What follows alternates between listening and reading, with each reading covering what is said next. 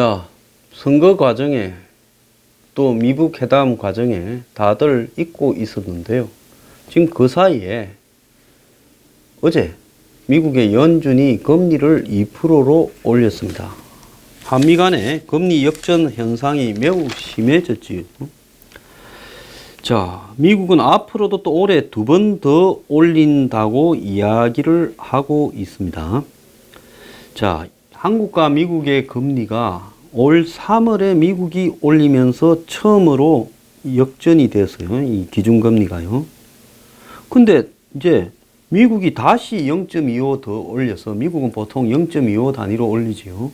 이제는 0.5%의 차이가 났습니다.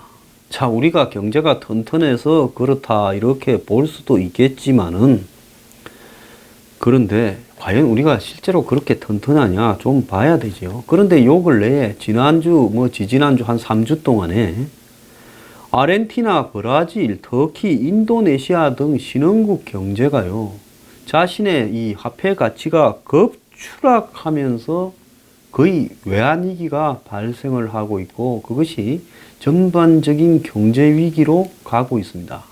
그래서 지구촌에 6월 달에 신흥국발 경제 위기설이 지금 바다하게 전파되고 있습니다.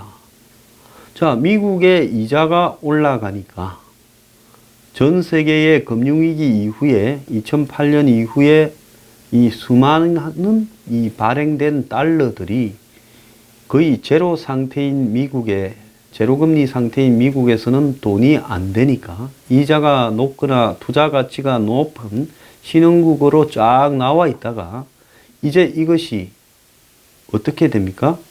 이제 돌아가고 있습니다. 미국으로.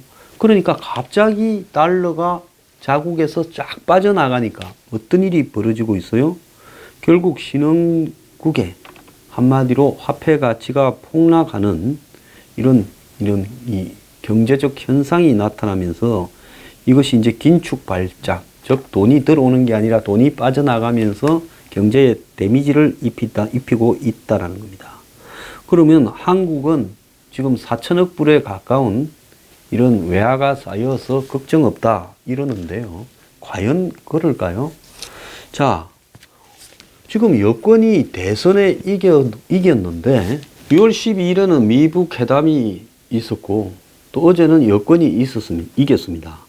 그러면 한국의 정시나 이 경제적인 전망도 좋아져야 될 건데 지금 주식도 이렇게 빠지면서 우려가 가중되고 있습니다. 자, 오늘 아침에 보면 이 청년 실업률이 또 역대 최고 수준이다라고 이야기를 이렇게 지금 이야기가 나왔습니다. 청년 실업률이 1.3% 더 올라가서 10.5%로 역대 최고 수준을 기록하고 있다. 그래서 김동연 경제부총리 최근에 정권의 경제 핵심이라는 장하성, 홍장표 등과 충돌하고 있죠.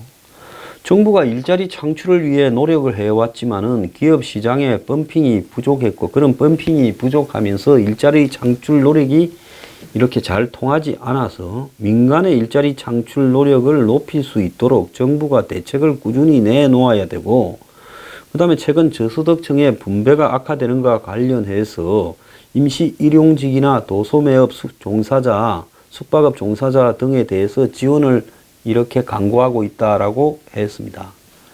자, 다른 한 부분으로는 야당의 당대표들이 사퇴하고 문재인 국정 지지가 79%고 민주당 지지가 56% 역대 최고를 기록하고 있습니다.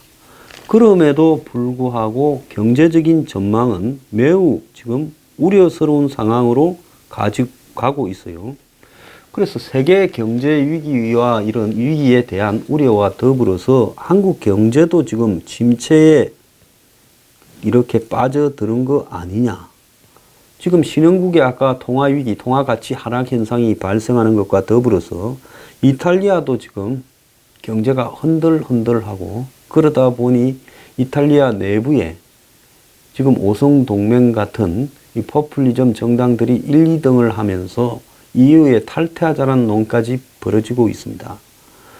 그리고 미국의 트럼프는 지금 G7에 가서부터 시작을 해서 또 지금 싱가포르 왔다 돌아간 뒤 또 전 세계를 상대로 무역 분쟁을 주도하고 있어요.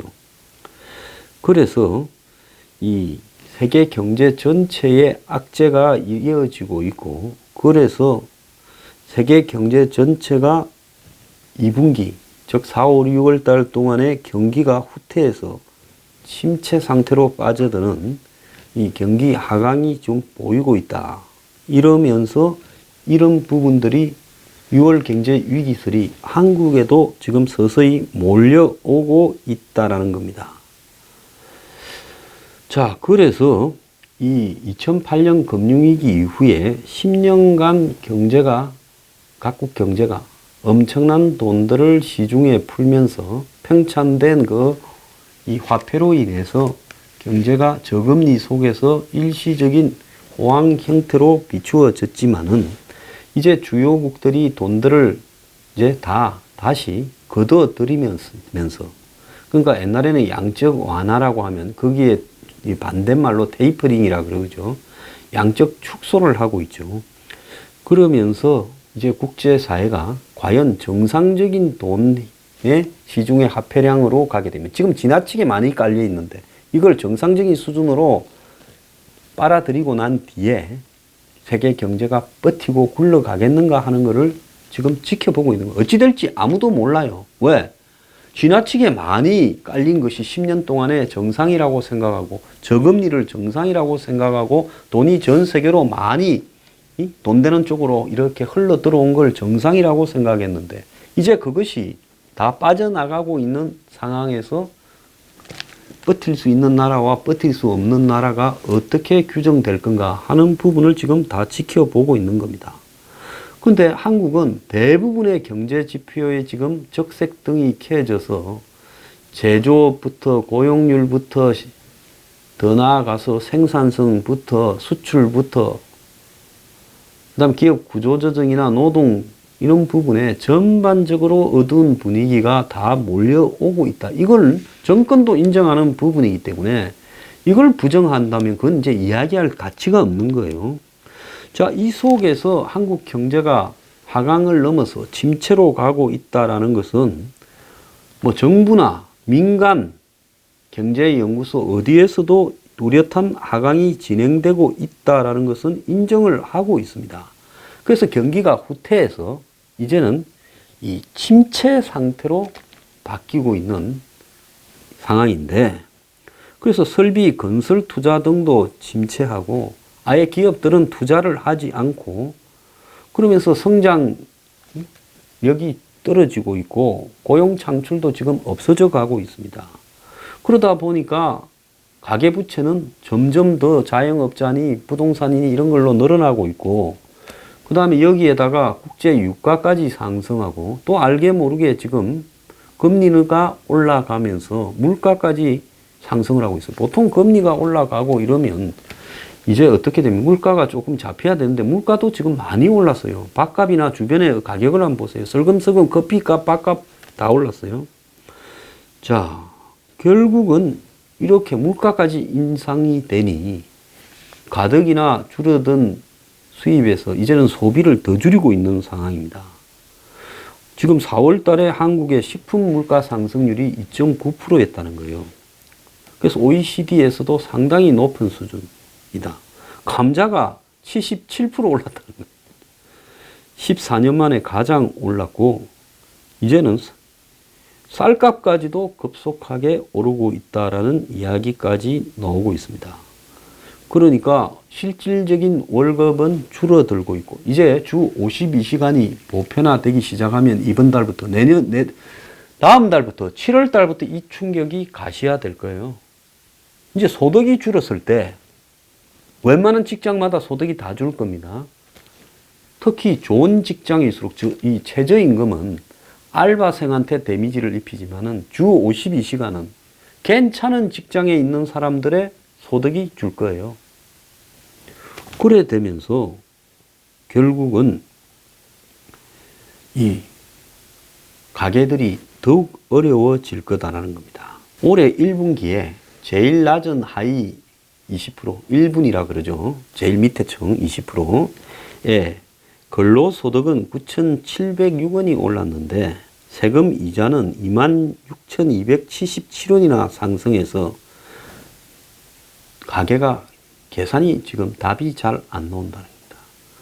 그럼 왜 최저임금 올려주고 어쩐다. 그래서 한마디로 이 소득을 늘려서 한마디로 이 가계 저소득층을 잘 살게 해주겠다라고 했는데 왜 이렇게 지금 현실이 돌아가고 있느냐. 이건 지금 답이 잘 안 나오는 이야기예요. 그리고 고용 측면에서도 고용보험을 이렇게 피보험자 자격 상실한 사람, 이건 뭡니까? 직장에 있으면 고용보험이 유지되고 직장에서 쫓겨나면 고용보험이 상실된 거죠. 그리고 이런 사람이 작년 같은 기간보다 1월 4월 달에 19,000명이 더 늘어났다는 거예요. 그러니까 순수하게 이렇게 직장에 있다가 떨려난 사람이 늘어나고 있다는 겁니다. 그래서 경제 전문가들은 한국 경제가 지금 위기에 빠져 들어가고 있다고 주장을 합니다. 정부는 최저임금 인상이 90% 긍정적인 효과를 낳았다고 대통령이 이야기하고 별 문제 없다라고 이야기를 하고 있는데 과연 이 정권이 모든 문제를 아전인수격으로 해석하는 이런 부분으로 봐서 그러겠는가? 그러지 않다고 보고 있습니다. 자, 유가 올라가고 금리 올라가고 물가 올라가고 있습니다. 그래서 이 미국에도 지금 경제가 회복되고 있다 하지만 미국의 이 거의 실업률이 이제 3%대에 그냥 자연 실업률 상태다. 그래서 일할 수 있는 사람은 거의 직장을 구할 수 있다 하지만 실제로 미국에 늘어난 일자리의 대부분은 저임금, 한마디로 노동 생산성이 낮은 쪽의 일자리가 대부분 늘어나서 미국 경제가 진짜로 많이 회복된 거냐에 대한 의문도 많이 제기되고 있습니다. 그런데 이 나머지 나라들 같은 경우에는 여전히 경제 성장이 부진한데 지금 미국의 연준이 금리까지 올려버리면서 지금 돈의 급속한 이동이 미국으로 되돌아가고 있다. 이래 되다 보니 지금 당장 어제 이후로 주요 증시들이 이렇게 하락을 하고 있고 더 나아가서 신흥국들 같은 경우에는 더욱더 이런 현상이 심화되고 있다는 겁니다.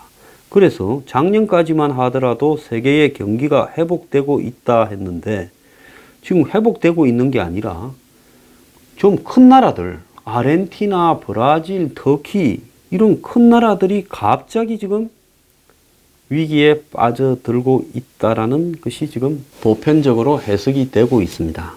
당장 한국의 금융 부분에 있어서 위기가 올 가능성은 없습니다. 그런데 한국은 지금 신흥국발 경제 위기보다 더 심각한 게 미국의 이제 기준금리 2% 시대에서 결국 미국의 금리가 이렇게 올라가고 금리 역전이 되어 있다면 한국도 지금 1.5%의 기준금리에서 앞으로 미국이 2번 더 올리겠다고 예고를 했어요.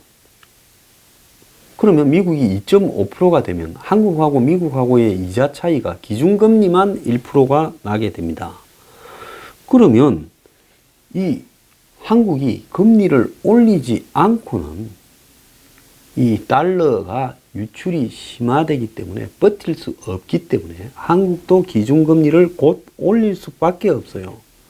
그러면 한국이 기준금리를 상당히 많이 올려야 될 건데 그렇게 될 때 가계부채가 1,400조가 넘어가는 한국에서 지금 금리가 올라갈 때 한마디로 이 돈을 빌린 가계가 그 원리금을 갚을 수 있겠는가?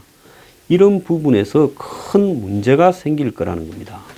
당장 한국은행이 버티지 않고 정부가 압력을 넣어서 현재를 유지한다 하더라도 결국 미국 금리가 올라가면 그 미국의 올라간 금리를 기준으로 세계의 금리들이 조정이 되면서 한국의 금리도 올라갈 수밖에 없다. 기준금리가 아니라 시장금리가. 그 은행들도 기준금리를 올리지 않더라도 점차적으로 대출 금리를 다 올릴 수밖에 없다라는 겁니다. 그렇게 되면 결국은 이 아주 상한이 쉽지가 않은 기존의 취약 대출 계층에 있어서 결국은 이 이자를 갚지 못하고 원리금을 갚지 못하는 연체가 늘게 되고 금융시장이 불안해져서, 즉 돈을 못 갚으면서 나자빠지는 사람들이 생기면서 이 여러 가지 문제가 생길 수 있다는 겁니다. 그래서 어제 당장 코스피 지수가 1.8% 떨어진 것도 한국 경제가 데미지를 입지 않겠냐라는 부분이 반영이 된 거죠. 국내에 이 시장 금리도 지금 벌써 이 부동산 담보 대출, 주택 담보 대출 같은 데도 2.8%까지 지금 올라갔다. 실질적으로 여러분들이 돈을 빌리고 이렇게 하려면 이것보다도 훨씬 더 높은 대출 이자를 줘야 될 겁니다. 그런데 지금 미국과 맞춘다고 1% 정도 더 올라가게 되면 이자만 영 구조가 더 늘어난다는 거예요. 자, 이것이 있는 계층에서는 별 문제가 없지만은 없는 계층에서는 이렇게 늘어난 이자를 감당을 하지 못하는 상황이 벌어질 거라는 겁니다. 최근에 시장 금리가 저절로 올라가자, 미국의 기준금리 인상하고 관계없이 그냥 시중의 금리가 스스로 올라가자 저소득층이 주로 찾는 제2금융권의 연체율이 높아지고 있다는 거예요. 올해 1분기 말 저축은행이나 상호금융의 가계대출 연체율이 4.9%, 1.4%로 작년보다 0.4, 0.3%씩 올라갔다는 겁니다. 그러니까 저절로 올라간 금리에도 제2금융권에서 돈을 빌리는 사람은 1금융권에서 대출이 안 되는 사람이, 취약계층이 2금융권 가서 빌리고 2금융에서도 안 되면 뭡니까? 프로야구 보면 선전하는 그런 캐피탈이나 이런 데 가서 빌리지요. 안 그러면 대부업체 가서 빌리고 마지막에는. 근데 그런 사람은 내려갈수록 돈 없는 사람이, 즉 갚을 능력이 떨어지는 사람이 이자는 점점 세게 빌리는 것이 한국 금융의 특징 아닙니까? 자, 여기 이 문제뿐만 아니라 지금 한미 간의 금리 역전이 미국이 0.5%가 높은데 보통 이 돈은요, 금리가 낮은 데서 금리가 한 푼이라도 이자를 더 준다는 쪽으로 움직이게 돼 있어요. 그래서 지금 한국은행 총재는 미국 금리가 올라가도 돈이 당장 움직이지는 않을 거라고 하지만은 이 과거에 2006년에 한미 금리가 1% 역전이 된 적이 있었답니다. 미국이 금리가 더 높았을 때 외국인 국내 투자금 중에서 한 달에 평균 2조 7천억씩 밖으로 빠져나갔다고 합니다. 그래서 이 미국이 금리를 인상하고 그래서 달러가 한마디로 이자가 높다는 것은 강해진다는 거죠. 강해지면 신흥국에서는 돈이 대규모 빠져나가는 현상이 있는데, 그래서 지금 아르헨티나, 브라질, 터키 등이 지금 쌩 난리를 겪고 있다는 겁니다.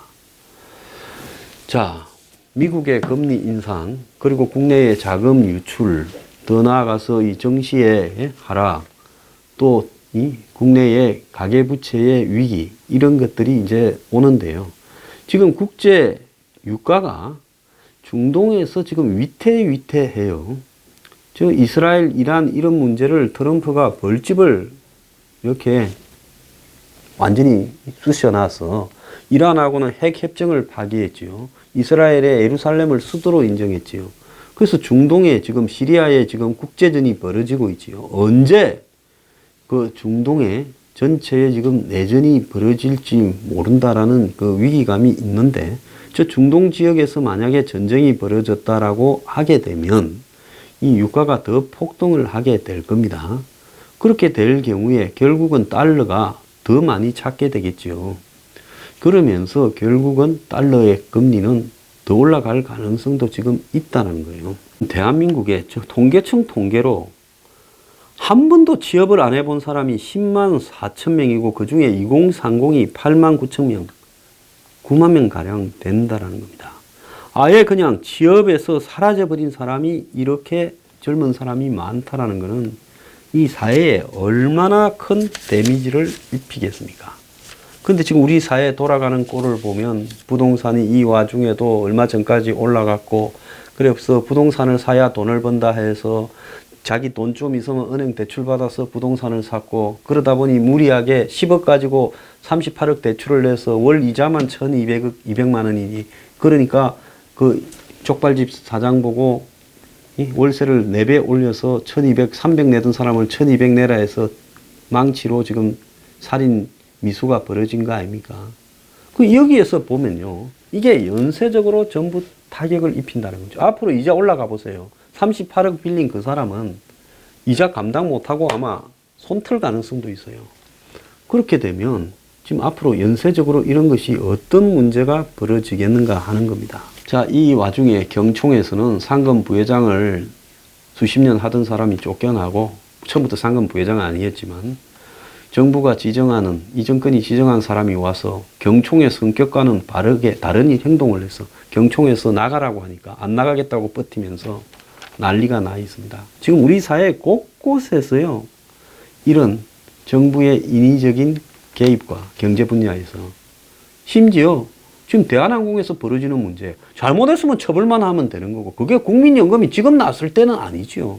손해가 있으면 사주 때문에 그건 법적으로 민사로 대응하면 되는 부분이죠. 대주주가 피해를 봤다면요. 그런데 누가 보더라도 오너를 교체하겠다라는 의도가 명확하게 보이지 않습니까? 자, 대기업들 다수를 갖다가 수사하면서 이제 경제가 보수 정권보다 낫다고 하는데, 그건 전적으로 저들 생각이지 누가 낫다고 생각을 하겠습니까? 자, 한치 앞도 모르고 지금 눈앞에 다가오고 있는 쓰나미를 놓치고 있어요. 우리나라 외환이 많다요. 지금 미국이 한국하고 통화 수합을 해주겠습니까? 일본이 해주겠어요? 중국하고 통화 수합한 거 그거 소용이 있겠어요? 이제 다시 2008년 같은 금융위기가 오거나 97년 같은 IMF가 오면 한국을 살리자고 손 내밀기는커녕 죽어봐라고 하게 될 가능성이 많아요. 왜? 친북 친중적인 성향으로 가고 있다. 근데 세계 금융은 미국, 유럽 등 선진 국가들이, 일본 등이 장악하고 있지 그런 건 아닙니다. 그 누가 손을 내밀어서 한국을 구출하겠어요? 근데 이 정권 중에서 그런 위기가 눈앞에 오는지 안 오는지를 체크하고 위기가 오고 있다 조심하자라고 대처할 사람이 있겠어요? YS 때처럼 위기가 올 때까지 경제 문제 없다고 하다가 위기가 와서 깨지고 말 겁니다. 내가 그래서 가만히 두면 스스로 무너질 거라고 하지 않았습니까?